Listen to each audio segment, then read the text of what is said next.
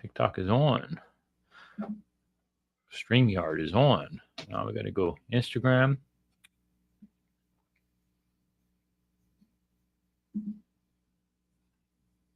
Just raise your chair.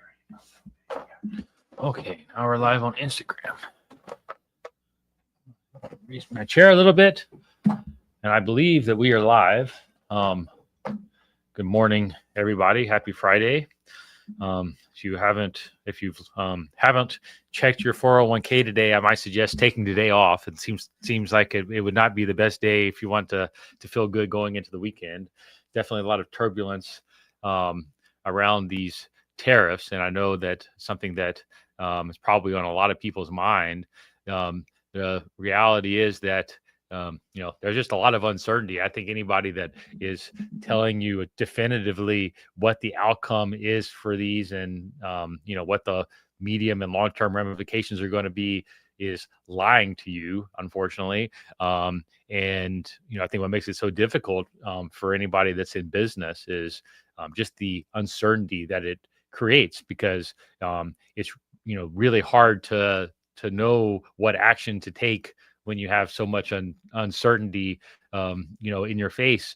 And, I think that unfortunately, and as hard as it is in these types of situations, oftentimes your best bet is to wait before making any drastic decisions, because I think that when you have so much uncertainty, you need to wait for there to be at least some clarity and some path forward before you make any drastic decisions that might alter your future business. And that's oftentimes one of the hardest things to do, is waiting and not taking action. And especially when you're someone like me, and I think a lot of entrepreneurs that have such a strong bias to action, you get faced with these problems and you say, I got to take action to overcome this problem.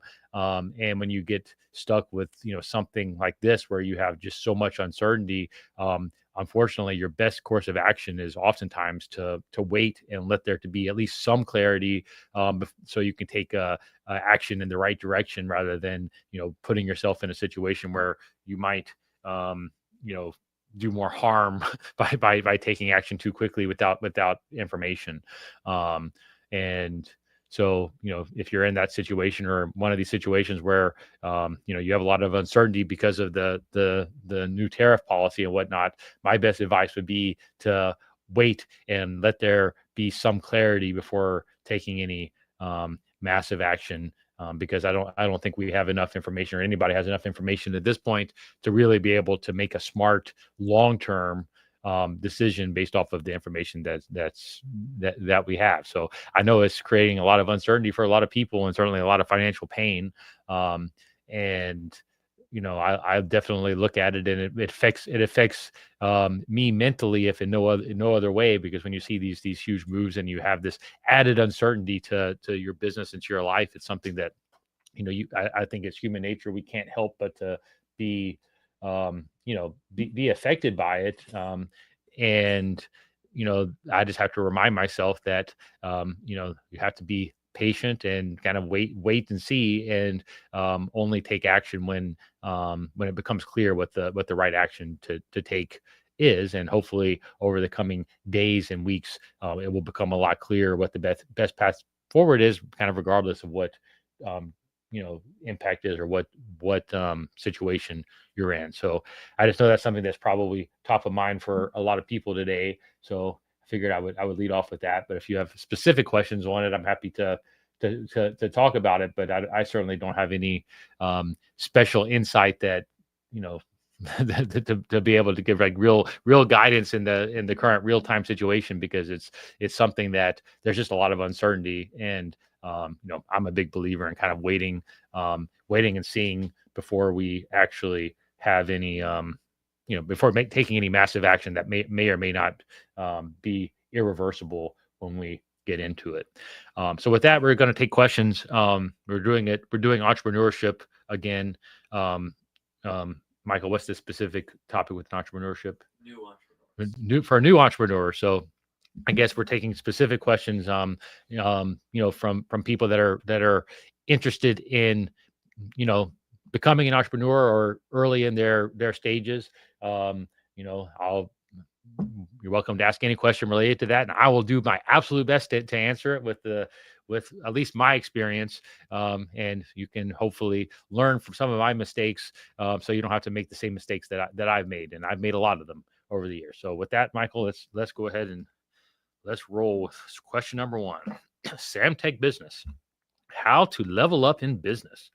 I am running an e-commerce business. We had growth over the last 3 years, but now our revenue is capped to, I'm guessing, 20,000. I feel so miserable.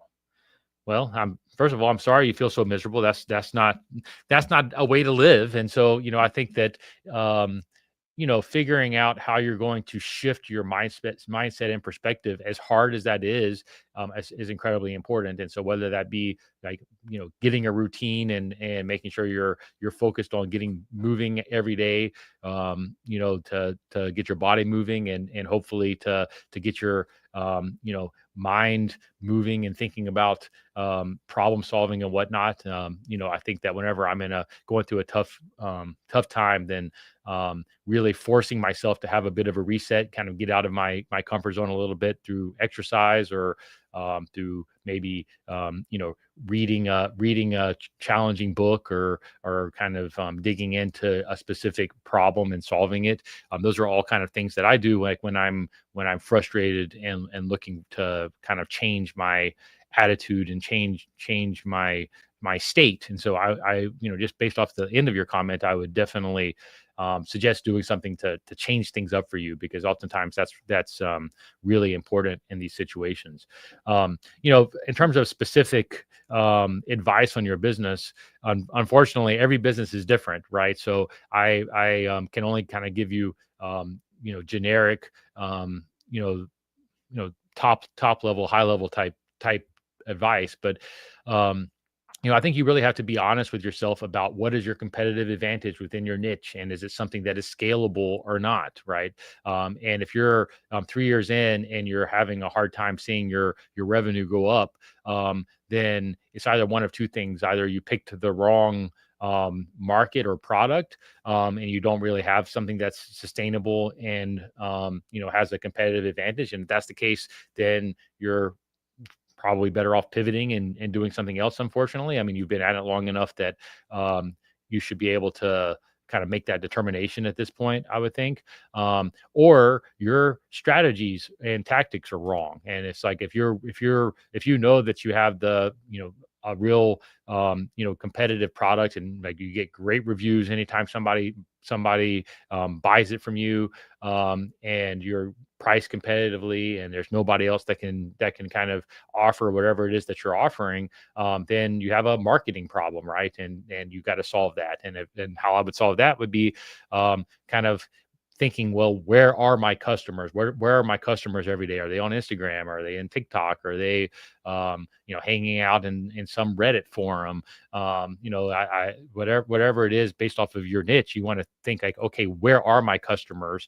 Where do they hang out? And then how do I get in front of them? And I would, kind of think about all the channels that I have at my disposal, pick the one that I believe the most customers that are likely to be purchasers of my product are going to be, and then go all in on that channel, learn it, learn how to market on it, learn how to become a member of it, and engage regularly, post a lot of content that is relative to my brand. I mean, like that would be how you would really start to solve a marketing problem. So I think that the most likely outcome is that if you're honest with yourself, and you have to be self-aware and honest with yourself about your product and the business you're in, but what value are you bringing to customers, and why are you and your business the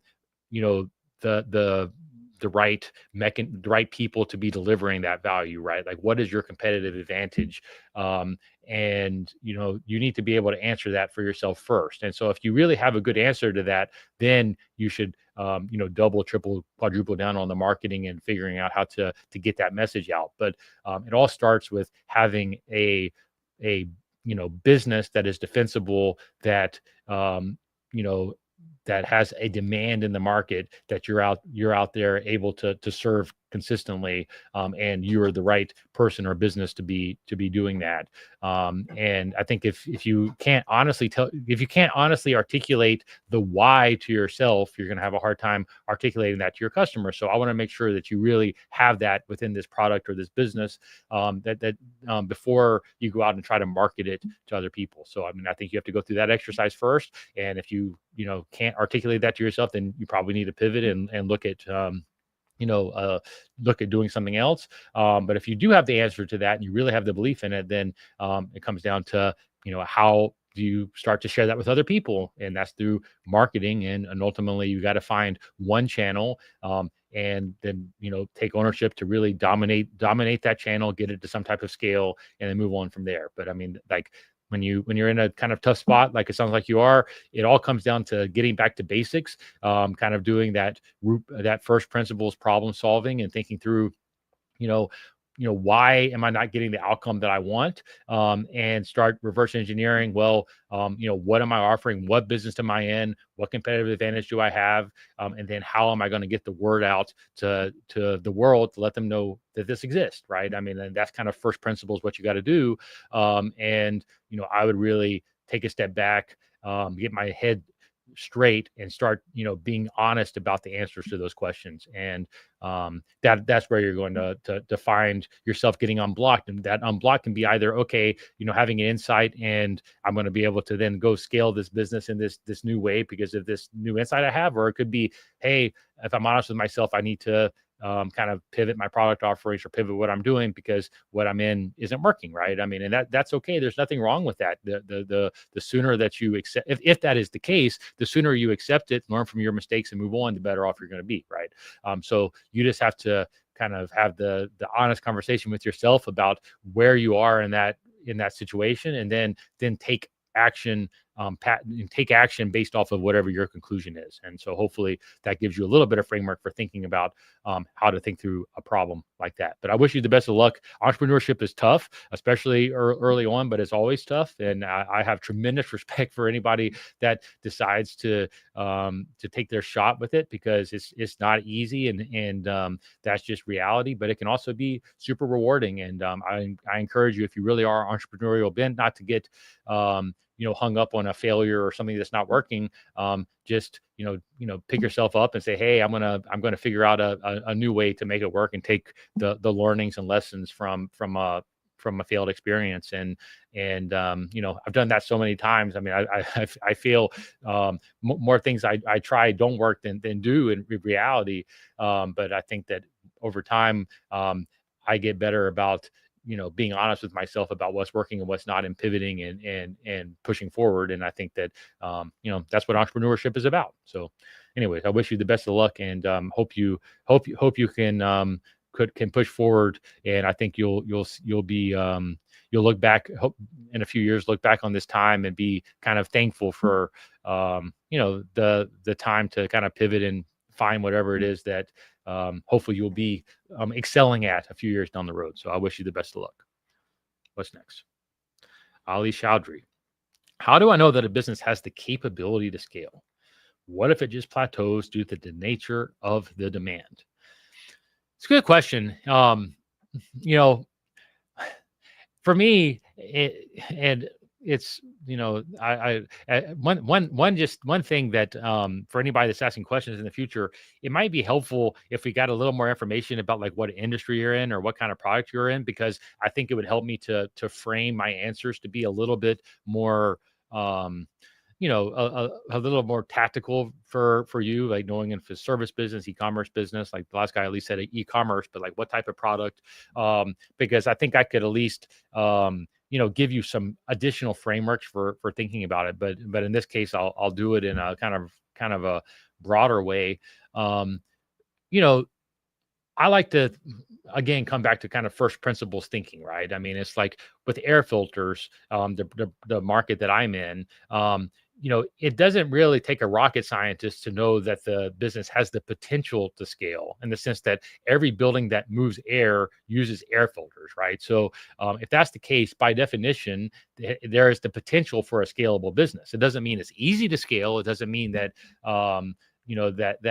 you just can have that one insight and then not have to do anything for the rest of your life. I mean, it's extremely difficult to scale. And oftentimes what you find is the businesses that are the most prevalent, like air filters, are actually, ironically, the hardest to scale, because they have the most established, entrenched legacy businesses that are already servicing all of these needs, right? So like you have to go out and take business from an incumbent oftentimes, which means that the kind of more prevalent that a market is, the harder it is actually to scale. But if you can figure out how to scale, there's a much bigger potential reward, right? So I use that as an example because, like, when I'm thinking about how scalable is a business, then it really kind of comes down to common sense, right? About first of all, like, how much demand is there for your product, right? I mean, is this a product that is completely new to the market and is untested, and you have no idea? There's certainly people that are able to invent products that have and create a lot of demand that did not have demand before. I think that's an incredibly difficult thing to do. It's almost like playing the lottery, but there's certainly examples for people that are able to go out there and create whole new product categories and have huge rewards for it. I generally stay away from those types of things because I don't think I'm smart enough to be able to predict what business or invent a whole new product category. I think it's a much lower probability of success. But if you're an inventor and really good at that stuff and really have key insights, then that can be hugely rewarding. But that's just not really how my mind works, or the type of businesses that I gravitate towards. Because I just put them in the too hard pile, if that makes sense. It's just too hard of a thing for me to want to go out and do. So like when I'm thinking about businesses and markets, I like to think of like, what are established businesses that already have demand? And like you can oftentimes, you can Google or really go to ChatGPT or one of the AI tools and say, what is the total addressable market for X, right? I mean, and you can know how much demand there is for that market. So that's kind of step number one. And if you're in a big market, then by definition, you have the potential to scale that, right? But then you have to start saying, well, what is the unique value proposition that I can offer that will allow me to scale in this otherwise saturated business that has a lot of demand, right? So then that becomes the next thing you've got to think through.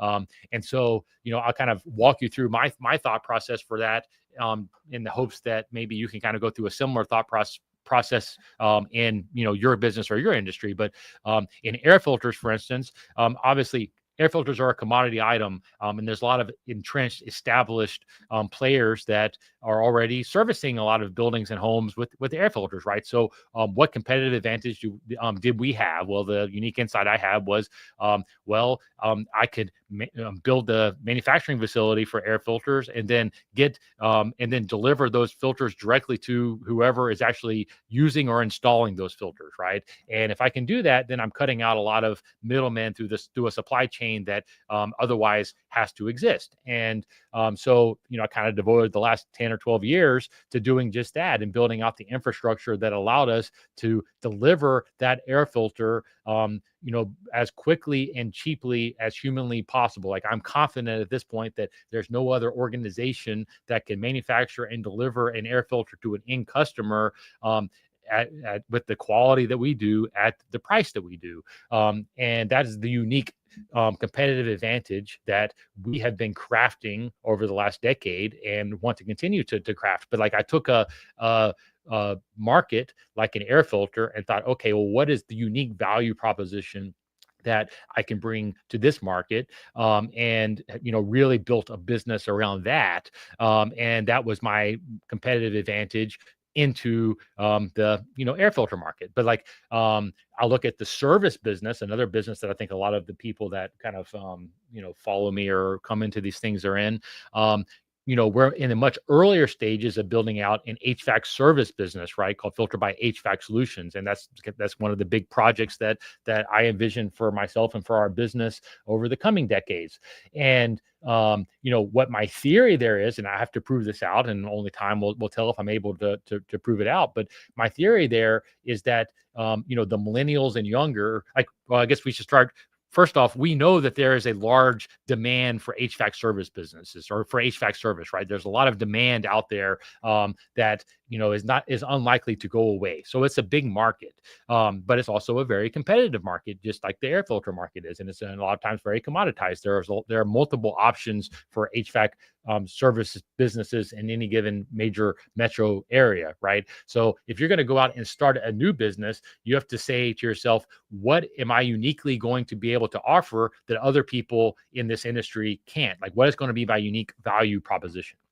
And one of those that we have identified, or that we believe in heavily, and again, we'll see, and you can check back in 10 years and see how well it worked. But I don't believe that millennials and younger, want to negotiate with a technician in the HVAC world, or any world. They want to have a consistent, high quality brand and service offering that is consistently priced, that they're able to trust, and that brand and that relationship matters a lot more than it used to. Whereas historically, I think it's a very fragmented industry, and there's a lot of kind of negotiating that happens, and anytime that you're installing an HVAC unit or having some type of work done, and it's oftentimes with kind of smaller mom and pop fragmented type businesses that ironically are being scooped up by private equity right now, but like, that's largely the business model. And my intention and my goal is to build a national brand on top of Filter By, that is a national HVAC service business. And like the kind of competitive advantage that we're bringing is that brand backing, and that consistency of customer experience, consistency of pricing and whatnot, to an industry that is heavily fragmented. And one of the ways that we intend to do that is by offering what we call a care plan for your HVAC unit. And our idea for that is ultimately for that to be the equivalent of Amazon Prime for your HVAC unit, where we offer you a tremendous amount of value up front for basically with this maintenance plan on your HVAC unit, and build that trust, build that loyalty, that ultimately, like, when you need a new HVAC unit, hopefully we're going to be the people that you trust to come into your home and to help with that. So that's the insight that I have in that large market that I'm going to go out there and attack. And the reason I bring that up is because if I was thinking about your particular situation, you need to be thinking through, okay, well, what is a market where I already know that there's existing demand? I can prove that there's existing demand. I can, look at, papers that are published about that industry, and kind of suss out like how big of an industry it is. And that's step number one. And then you have to say, well, okay, well, what is my go-to-market strategy where I have a unique value proposition that I'm bringing to this industry, that is going to allow me to stand out in an otherwise competitive field and take business from other people in this industry. And that would be kind of step number two. And ultimately, your success or your failure is going to, come down to how strong your value proposition is, and whether or not you're able to deliver on it, right? And that takes a long time to kind of suss out and figure out. And by the way, you may very well find that it evolves over time, right? And that you have kind of more and more insights that allow you to kind of build a stronger and stronger value proposition. And that can change over time, but like, it all has to start with that insight of like, okay, how am I going to do this better and differentiated from the rest of the market, that's going to give me that long-term staying power? And that is ultimately how I would be thinking about it. So I hope you found that helpful. And again, like, people are asking these questions in the future, if you want to give me a little more information about your kind of industry or what you're looking at, then I may be able to do a better job in actually tailoring my answers close to you. But like, that at a high level, that's how I think about it. And I hope you find that helpful, and I wish you best of luck on your journey. Okay, Michael, what's next? Jonathan K. When you purchased a manufacturing business, how did you go about finding the proper business to buy? What was the catalyst to pulling the trigger? Well, I did not actually buy any manufacturing business. I bought a family business that was in the industrial supply realm. So basically, we were buying and selling industrial supplies, kind of similar to maybe a Granger would be. Like a Granger or Manhattan Supply, or like a very very small version of that in a industry primarily servicing the wood products industry. So we were not actually in the manufacturing business. I started the manufacturing business from scratch in 2013 or so. And what was my catalyst for pulling the trigger? It was a family business. So I bought it from an aunt and uncle, and it was a business that my grandfather had started. And so I effectively did no real due diligence or planning around it, which I definitely do not recommend to anybody in the future to do so. But it was not really well thought out. It was more of a um, it was something that I felt compelled to do. It wasn't something that I actually, that I was searching for or doing due diligence around. If I had to do it over again, what I would do is I would have done a targeted search around a small niche air filter manufacturer that already had at least the knowledge of how to do the manufacturing and whatnot, and started off with that. Like if I could go back in time and do it all over again, that would have been my strategy. And I actually do think that acquisition entrepreneurship can make a lot of sense. And I know there are a lot of people out there now that are talking about it. Where you talk about all the baby boomers are selling their businesses, and it's a great time to be buying businesses. And I think that there's a lot of truth to that. I also think that it can be dangerous in the sense that, I think my episode number 4 that we put out or something like that was about how, I got scammed out of $4.5 million more or less in a failed HVAC transaction. I was 10 years into my business journey then. So I knew I should have known better. Actually, looking back at the situation, I definitely made some mistakes there that I shouldn't have. Was really no excuse to, but I did it. And it just shows you how even when you have experience, you can make these mistakes. And so buying a small business actually can have a lot of risk, and there's a lot of operational risk within it, right? And especially if you're doing it in an industry you don't know, and that's why, like, if you wanted to have the highest chance of success and really lower your risk, what you would do is you would go out, get experience working in a specific industry first, learn it, and then use that information to go out and buy a business. And then use that as your platform to grow from there. But you would definitely be a lot better off if you went in with experience, which is the exact opposite of what I did, by the way. I mean, like I started an air filter manufacturing business with no manufacturing experience whatsoever and no air filter experience whatsoever. And I went out and bought an HVAC service business with no HVAC service business experience whatsoever. And both of those times I would have been better off if I had more experience going into it, right? And so that's why you always hear me give the advice that if I was just starting out, what would I do?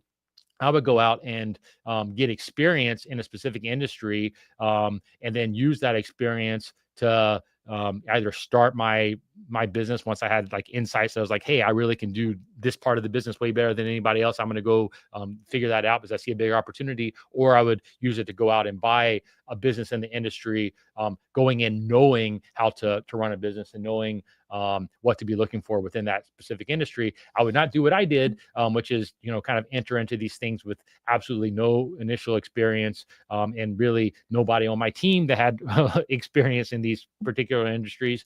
That's really not a smart way to start out. And I did it twice, more or less. I've told myself I will never do that again. If I, like with my Filter by Ventures, which, I highly recommend going to filterbyventures.com if you're interested in partnering on something. But I really am interested in purchasing and partnering with people in businesses and industries that I have experience and understand. And I'm lucky at this point that I have quite a lot of experience in, logistics and manufacturing and distribution and e-commerce and whatnot. So I've at this point a pretty broad range of skill sets, but I really am committed to myself and to the people that I partner with to only focus on industries that I really believe I have a competitive advantage and also truly understand. And I think that staying within that circle of competence is incredibly important to me going forward. And it's something that I would recommend to all of you if you're getting started. I would not take a leap and go all in on something that I didn't have at least some experience and insight into, because oftentimes if you do that, and I tell you this from personal experience and through lots of pain, if you go into a business and you think you have a key insight, but you know nothing about that business or industry, when you get into it, you may realize that there's a reason why it wasn't being done that way, because there was something you just didn't know about, and it would save you a lot of headache if you kind of worked in an industry, got some experience, kind of learned how things worked, and then use the insider information to kind of figure out like, hey, how you're going to craft your business going forward. It would really, it would really make your probability of success much higher. And I will say, I don't know if you can find like statistics around it or see actual data, but kind of going around the country and meeting with other entrepreneurs, meeting with other businesses, the best businesses that I've seen are the most profitable businesses that I've seen oftentimes are people that started in the industry, then went out and either bought or built a business, using that knowledge. Like I can think of multiple examples, even within the filtration industry, of where that has happened. And I think that really is how I would start. I mean, and the other thing that there is data around that people don't talk enough about is that most of the if you were to look at the average age of successful entrepreneurs, they generally start in their 40s, and it's because what I think happens is people go out, they get experience, they get key insights that then allow them to go out and build a sustainable business using those key insights, because they have that experience, right? And experience is really worth a lot. It's what I call institutional knowledge, and it's something that early on in my career I took for granted, or I was naive to the fact that it existed, and it took me years, honestly, to create that, years of pain to create that.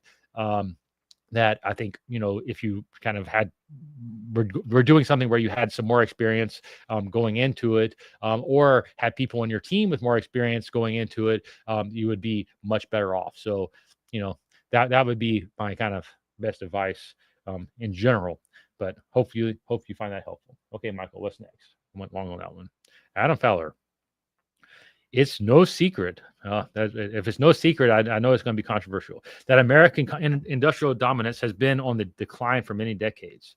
Despite this, do you think manufacturing is still a good business to get into in 2025? I'll tell you why I hate this question. You're lumping everything into like one grand statement, and I think that the reality is, as in most things in life, the answer is way more nuanced. So like I think it's I don't think it's fair to say that you can't make a blanket statement across a whole country or a whole set of industries like this. I think you have to kind of pick and choose. And like, can manufacturing be great? Absolutely. I mean, I started an air filter manufacturer 12 years ago, right? Nobody was talking about bringing manufacturing back to the U.S. then, or it wasn't a huge focus. But I saw a market opportunity and kind of took it. And like even before these tariffs, we were have been investing heavily in manufacturing of things like air purifier filters and cabin air filters for cars that traditionally are made overseas now.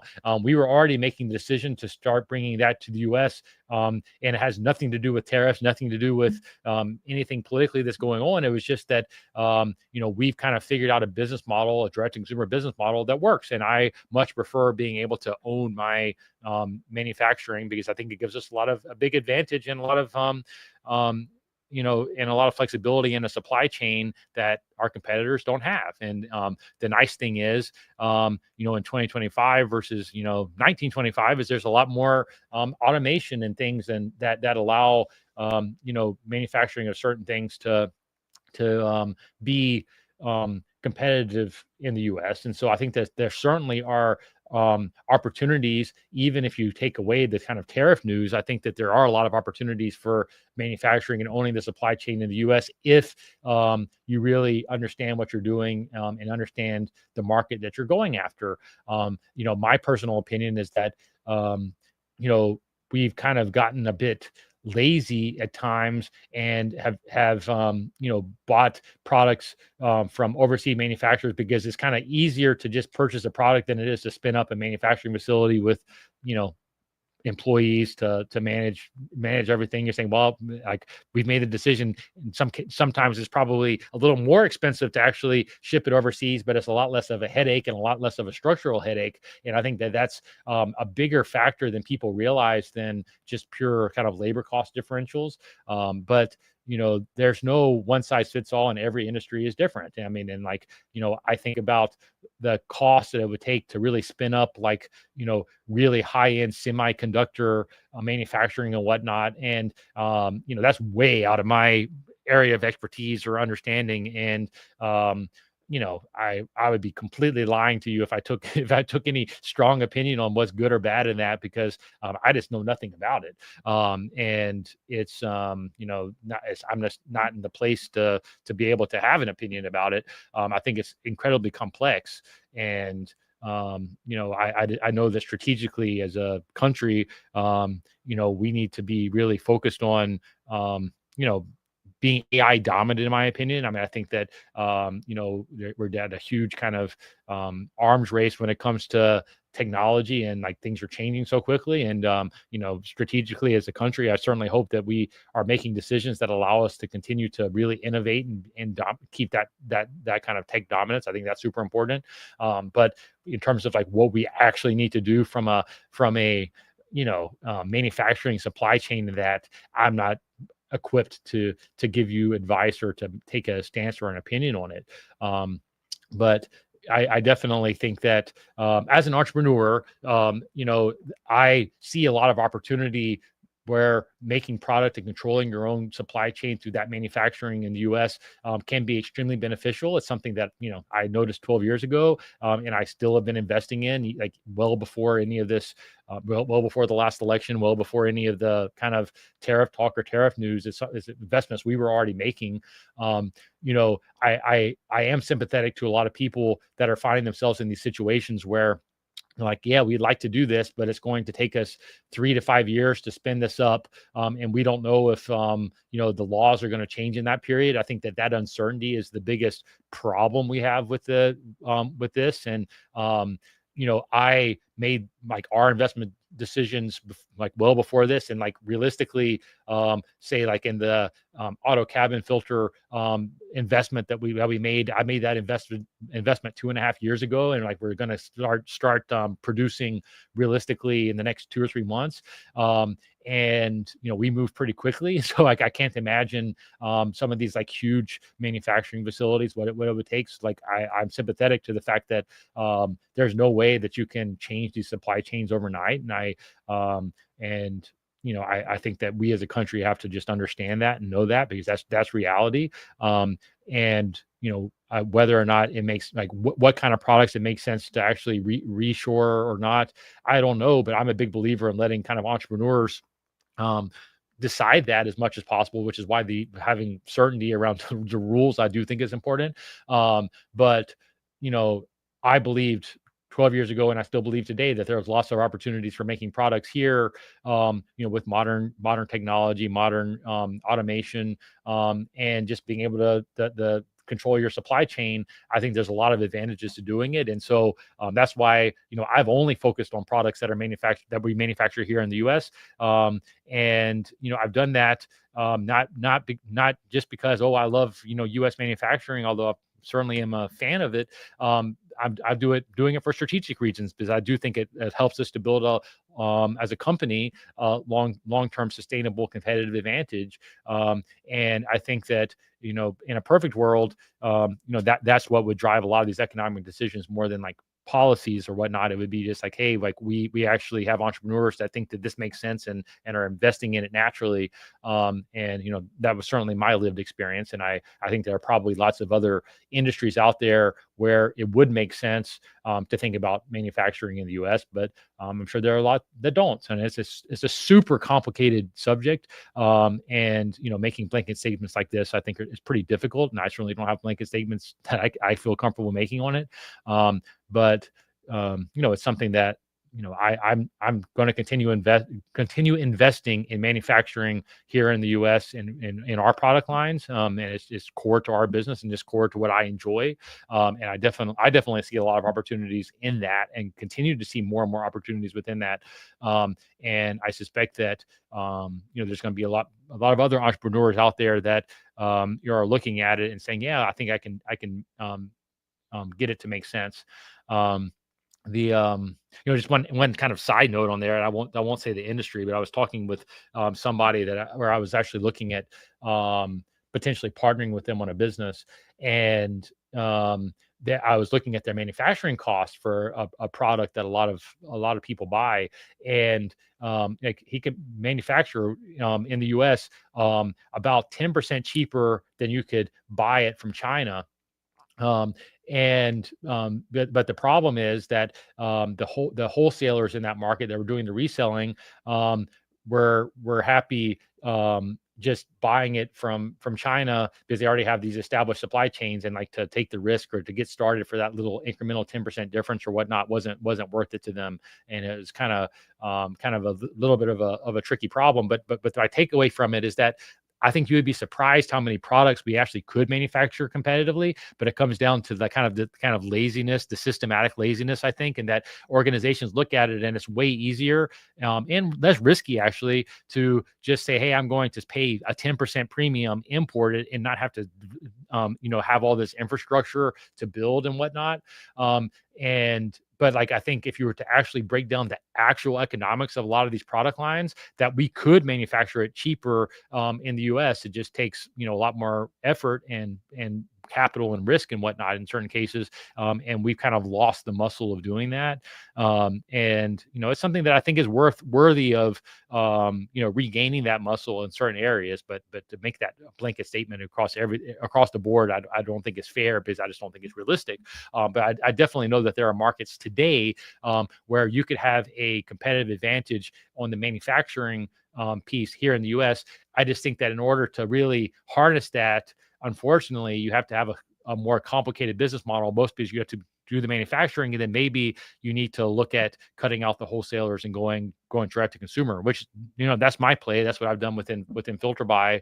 But it's a way more complicated business to run and to build. But I think that there's a lot of opportunity if you can do it. So hopefully that helps, but we can move on to what's next. David Street, how did you decide on the air filtration industry to build your business around? Well,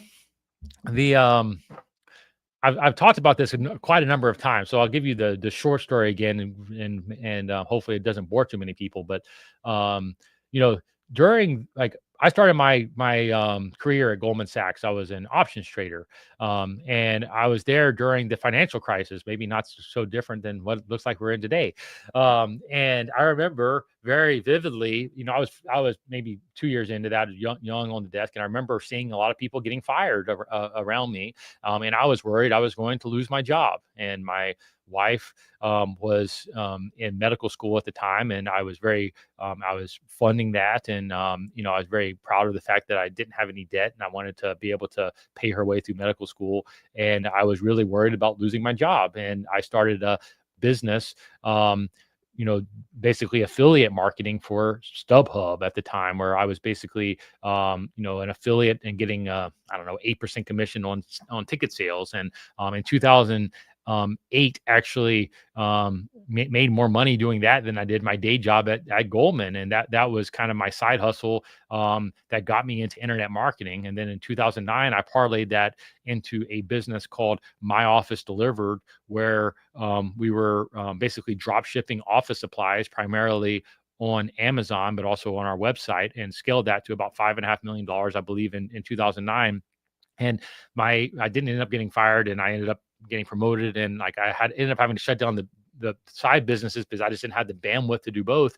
But when I looked back in that time in My Office Delivered, about 60% of what we sold was either air filters or remanufactured ink cartridges, or ink cartridges in general. So like those were the two kind of big demand product lines that I saw from that. And I thought, oh, that's interesting. And then fast forward to 2012, when I ended up buying the industrial supply business, I kind of had that in my head, and I thought, well, I wanted to manufacture a product in the U.S. That I could, sell direct to consumer online. And I looked at both the air filter market and the remanufactured ink cartridge market, and thought about, okay, like what are the supply chains? Like what could be my competitive advantage? What made sense? And I ultimately went with air filters because there was a big demand, and I knew that there was so much variation in terms of sizes, and that both businesses and homes needed them. So there's a big market, and I thought if I could figure out a way to manufacture them and deliver them direct to consumer, I would be able to build a sustainable competitive advantage. Sounds so easy when I say it that way, but the reality is that it's taken years and years of honing that, and kind of crafting a competitive advantage over time. But that literally was the insight that I had in 2012 when I started it, was that, and it came from having that kind of drop shipping experience in 2009. And that's why, like, I know if you're early on in your career, or at any point in your career, it's probably so annoying to hear, but it's why you got to go out and get experience, and kind of play with things and taste things and experiment with things to be able to earn those insights that then you're like, hey, you have an aha moment. I see that there's opportunity here, and then you figure out a way to go out and harness it. And that's exactly what I did with air filters, right? I mean, I saw the opportunity because I experimented with something, right? I experimented with this whole initially affiliate marketing, and then I turned into kind of drop shipping. And I didn't really have a grand plan with either of those. I was just trying to make some money because I was worried about losing my job. It was that was my motivation. I didn't have any grand plan or experience, but then that gave me the insight and the knowledge to know, like, hey, if I'm gonna start this business, maybe I should look at something where I know there's already demand because I had seen it, right? And then that led to the next step, which then leads to the next step, and so on and so forth. I mean, and that's just life, and that's entrepreneurship. Is you have to go out, get experience, try things, experiment, fail. And then every once in a while, you'll wake up in the middle of the night with a key insight, like, huh, that's really interesting. I wonder if I can make something work with that, right? And then you'll become obsessed with it, and you follow that path, and that gives you this. That's what that experience is what ultimately gives you the confidence and the staying power to make to stick with that business over a long period of time, right? Because you really believe in it, hopefully. I mean, at least that was my experience, because I had that unique knowledge and insight that gave me the staying power and the confidence to have the staying power in the business that I chose. And so like that was kind of how it happened for me. And it's why I tell people to go out and get experience, and don't rush into something, because you want to wait until you really have an insight and an aha moment on an idea that is unique to you, and then that's what you want to go out and pursue. And it really just comes from stacking lots of those things. And remember, like, I started that process in 2008, and in 2012 is when I had the confidence to kind of quit my job and pursue it, more or less, right? So that was a 4-year period, 4 years of experimenting and learning before I went all in on an idea. And I was at the time still working for somebody else and saving my money and putting myself in a position to be able to go out and do this, right? So like people that think, oh, they're going to have this, aha moment and change everything in 2 months, I think are just being unrealistic about life, right? That was 4 years for me. And so I think that people need to be a little bit more patient, especially early on, before going out and diving head in to something new. So hopefully that answers your question, David. Thank you. Warzed, when do you know it's the right time to scale and when to pull back when the results are not favorable? Huh.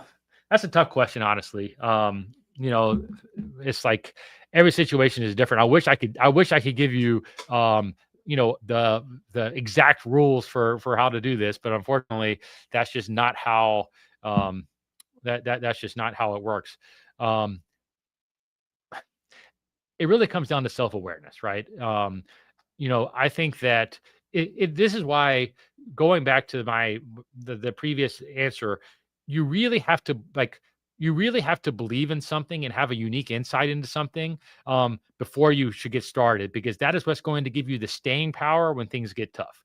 What makes giving advice on this particular subject so difficult is I see so often people have an idea that's probably a good idea. They do it for 6 months or whatever, and then it's not working, and then they give up, and they move on to the next idea. That happens so often, and I think that um, you know more often than not, people do not ever see success because they're not patient enough on taking a certain approach, right? I mean, or on a certain business model. So like if you're like in my HVAC service business example that we talked about earlier, um, I you know, like if you know that there's a market there, then you just have to experiment long enough and have long enough staying power until you can crack the code that's going to allow you to build a sustainable business, right? I mean, it's like you can't tell me that it's not possible to build a business in that world, because lots of other people do it.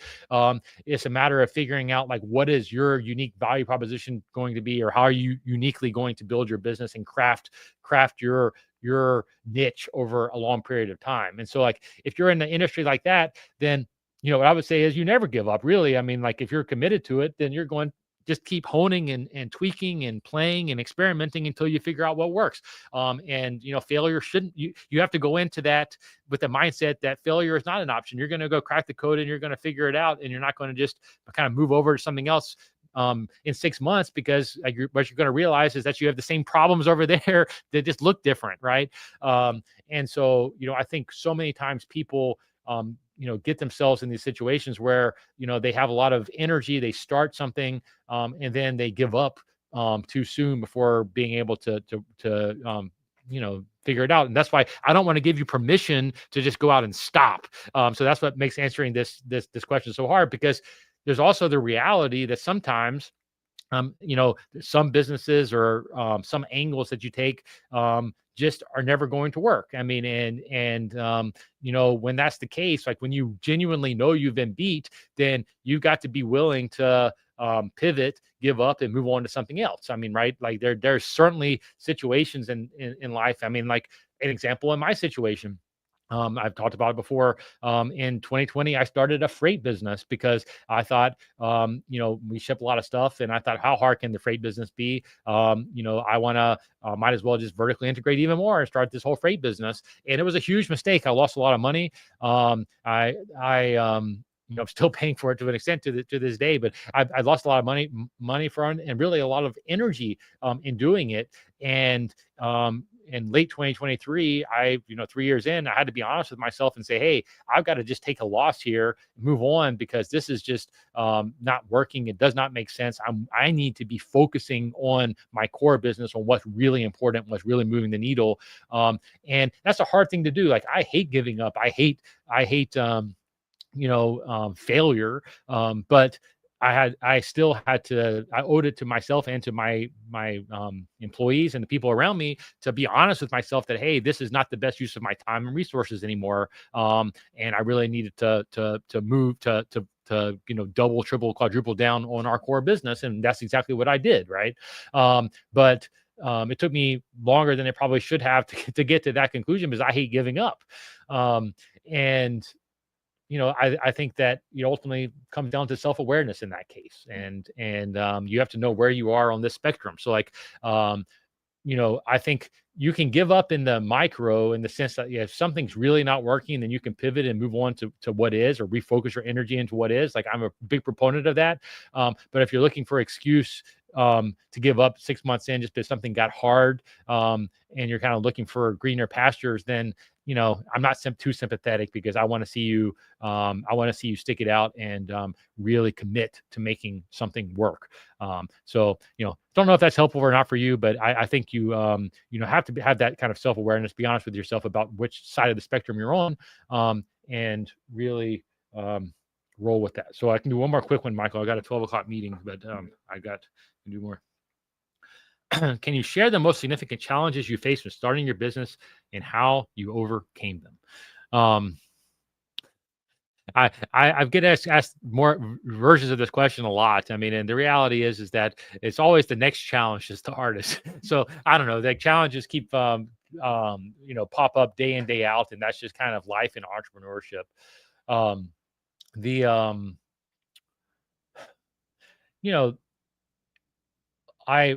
I've talked about these so many times. I mean, I kind of come back to the same story. So I guess I'll give a little bit of a different one. I've talked about it a little bit, but I won't give one of my common answers. One of the most challenging ones was one of the first ones, and that is after I bought the industrial supply business. I realized very quickly that they were on a way outdated ERP system. An ERP system is just like the business operating system that handles all your orders and sales and salespeople and all that kind of stuff, right? And we were I bought the business in 2012. They were operating on an ERP system that was installed in 1993, which as you can imagine, is quite outdated. And I realized I was going to have to spend $450,000 to upgrade it, and that was money I did not have to spend.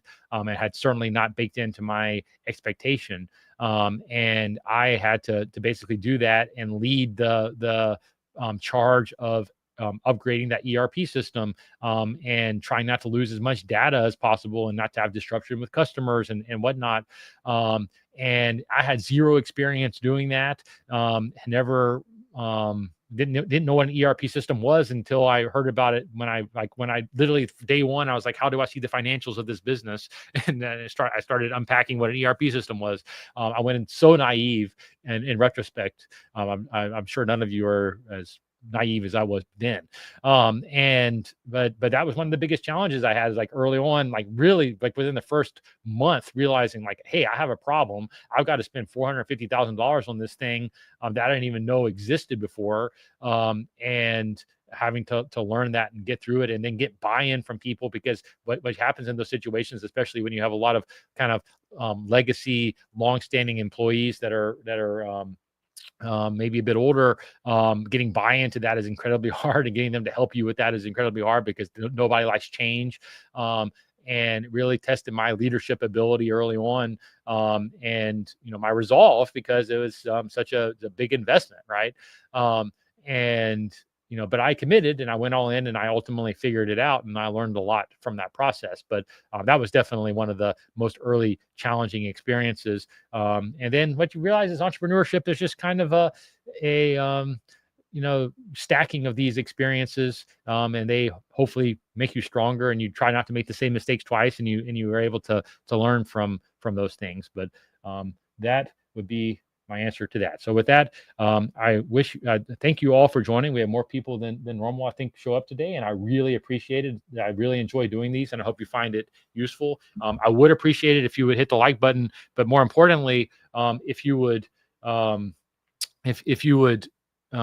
ask your questions in the YouTube community chat. We got a lot of great questions today, and I really appreciate it. We're going to stick mostly with the entrepreneurship theme, I think, because it's something that something I know a lot about, and something I'm certainly passionate about, and something that we get a lot of questions on. So anything entrepreneurship related is fair game. If you ask the questions in the community board, then it gives Michael and the team time to actually make sure that they can show up. So I'd appreciate it if you would do that, because I want to be asking questions that you actually want to know the answer to. But I wish you all the best of luck. Hope you have a great weekend and a great week, and I'll see you next week.